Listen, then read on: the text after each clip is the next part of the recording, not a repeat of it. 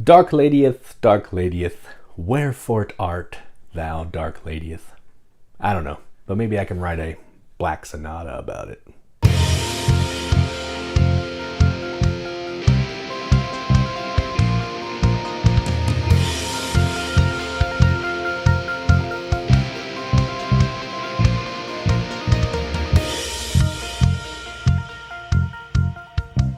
Black Sonata is a solo-only deduction hidden movement game from TGG Games where you're taking on the role of, I think, Shakespeare, trying to track down the Dark Lady from the 1600s.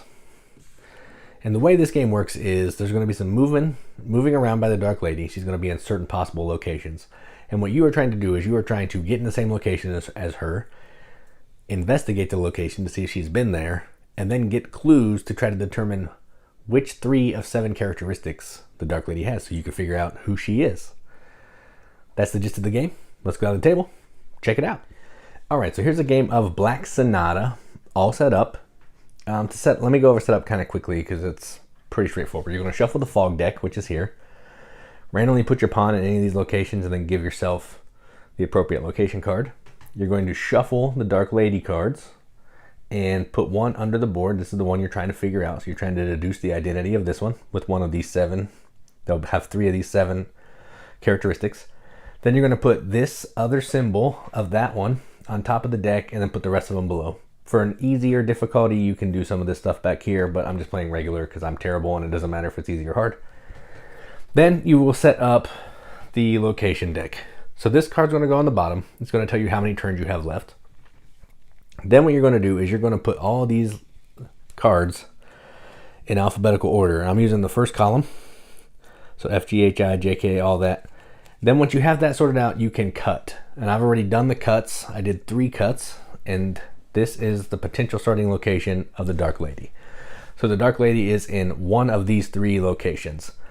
Which is a riverside. So she's in one of the 3 riverside locations. Then we're going to play. On your turn, you have 4 options, but really 3 that I can do right now. So the first thing you can do is you can move a pawn to a location and take the card. So I could go from St. Paul to Cornhill and take the card, which I think is what I'm going to do. So all the cards are color coded, and you'll just take it and you'll put it in your collection to have cards to be able to start doing some searches for the Dark Lady later. Because you can see these cards have different dots on them, which will come into handy in a little bit. So after you've taken your action, that's one of the 3 actions. I'll explain more of the actions in a little bit. Then it's going to be the Dark Lady's turn. So what you do is you take this card and you slide it to the bottom. And this is going to show the location of where the Dark Lady is going to move to next. So she is now moving to the church. So she could go here. She could go here. Those are the 2 options that she has to go based on her original starting location. So I know that she's in one of those. I just don't know which one. So I'm actually going to go down here. I'm going to move my pawn here. And I'm going to take East Cheap. I'm sure that's not how that's pronounced. But I'm not British, so I'll just go with that. So East Cheap. That might be the same color. That is the same color as St. Paul's. So we'll put that right there. All right. Then we do it again. So the Dark Lady will be moving. So we'll take that. She is moving to a coin location. So she could be Cornhill or London Bridge. Second thing you can do in your turn is you can do nothing. So there's move your pawn, take a card. There's pass, which is do nothing. And there's also search for the Dark Lady, which hopefully we'll be doing that here shortly. So the second thing I'm doing this time is nothing. So I don't move. I'm going to stay there. And we're going to go straight back to the Dark Lady action. She's going to move from the money to a house. So she can either be here or here based on the current location of where she was. And that's it. Then I am going to go ahead and I'm going to move back up to Cornhill because I have a feeling she's going to be heading back there soon. Then she's going to move from house to, what is that one? Tavern. So the tavern will be here, or that's the only one she can get to from right here. So that's it. So I know where she is exactly. So I'm going to stay where I am again. We will flip another card. All right, Cornhill is where she's coming to. Ooh, nope, she could go to London Bridge too. Dang it. That's fine. Let's just show you what happens. So I'm going to say that she's at Cornhill. And what I'm going to do is I'm going to do a search. So here's how search works. What you're going to do is you're going to take the top fog card, and without looking at the card under this one, you're going to tuck it under, because you don't want to know the location that she's going to be going to later. So I do that. Then what I do is I take this card, I put it on top of Cornhill like that. Okay. Then what I'm going to do is I'm going to make sure they're together. Then I'm going to flip. Yes, so I found her. If you can see her silhouette through the key hole, you know you found her. If it looked like this, then you would know that she wasn't in that location. So here's what happens when you find her or don't find her. This card is out forever, so it's out of the game. This card comes over here. Since I found her, I get a location card, or a clue card. If I didn't find her, I would not get a location card. So I get a location card, and they're going to show you a couple things. So they're going to have 3 characteristics, and it's going to tell me for this symbol right here, this character shares 1 symbol with this character. So I know that this character has a heart, a chain, or a pin as one of their icons. I know that for a fact. And this can go up here. Then what's going to happen is the Dark Lady is going to flee.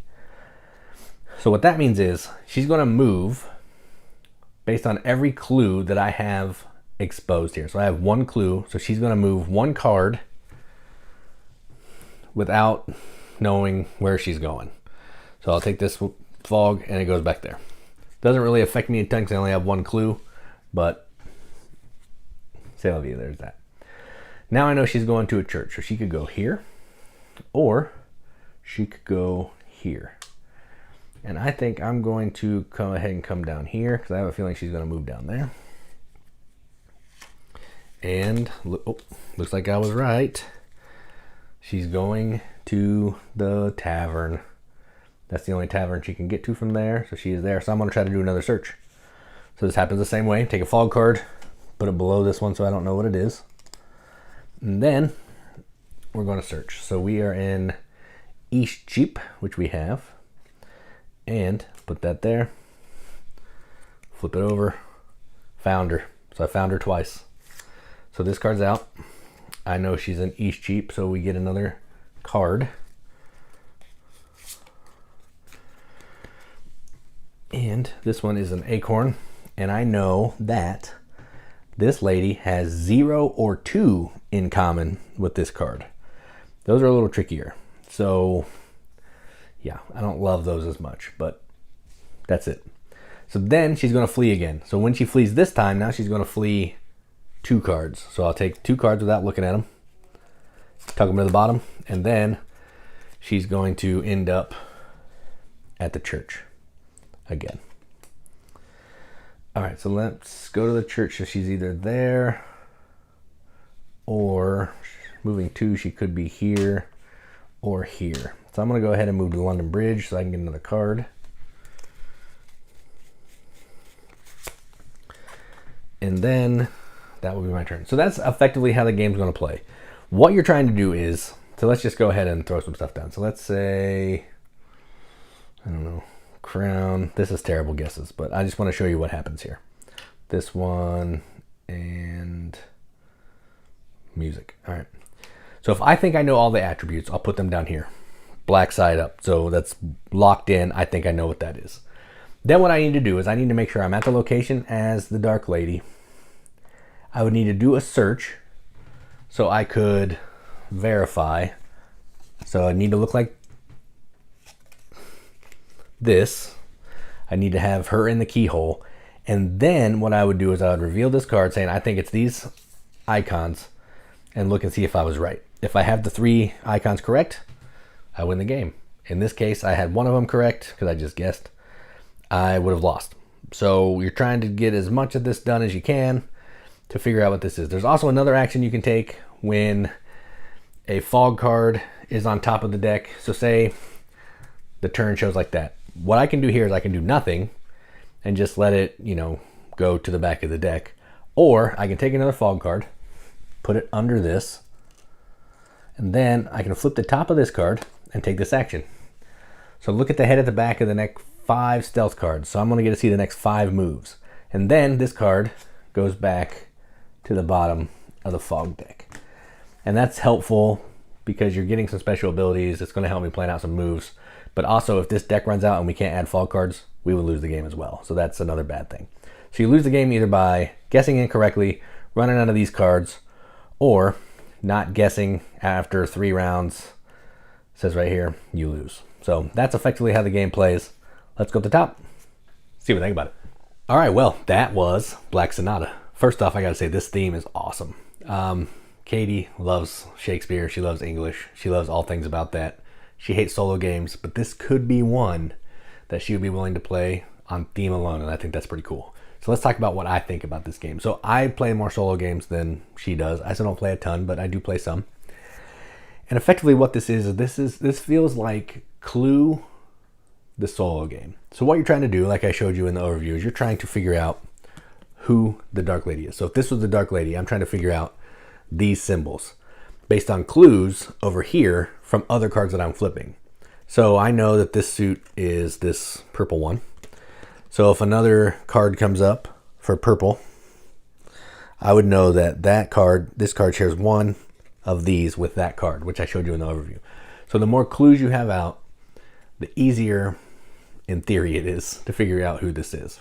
But you can't just spend a lot of time trying to just get clues, because you're going to run out of time with the movement and run out of fog cards and maybe hit the end of the stealth deck and you lose.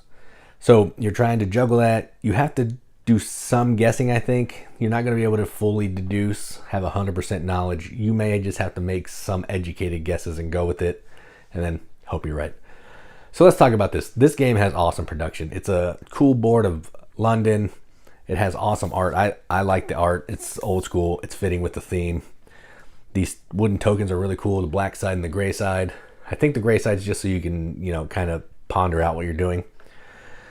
The Black Lady figures are really neat too. They're just silhouettes of the Black Lady, a possible, a reference of the Black Lady, really cool.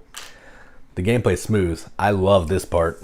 This keyhole part is incredible. Like looking through the stealth cards through these keyholes, then there's a little saying that I didn't go into on each card. That is awesome. And that is a clever mechanism that needs to be in other games, because that's sweet. This is a really fun game. It's hard. I've played now 5 games of this, and I have yet to win, and I've played it on easy every single time. Either I'm terrible at games, which is probably the case, or this game is just hard, and I need to get better. I just can't figure out, I'm having trouble figuring out how these cards tell me the story. I know how it works, but I'm just having trouble making it work because it's hard. So yeah, this is a cool game. I like it quite a bit. This is one that I'm definitely going to be hanging on to play because it is fun. Now, the only issue I have with this is it came in the mail all bent up like this, just shredded. The inside of the box is messed up. The board has a little ding in it, but most of the components are fine. The board has a little tiny ding, not a big deal, but the box is jacked. Not a fault of the game, that's the mail service, but just annoying. So I'm going to give this a BGM accepted seal. I'm actually going to give this a 9 out of 10, which is really good. This is a really good solo game. It's fun, it's hard, it's challenging, and it looks cool on the table. So a 9 out of 10 on BGG, that's a 4.5 out of 5 on an arbitrary rate scale. That means absolutely nothing. But I like to give it the games that we enjoy. So that's what I'm going to do. So that is Black Sonata from TGG Games. I'm Jason with the Board Game Mechanics. And as always, keep gaming.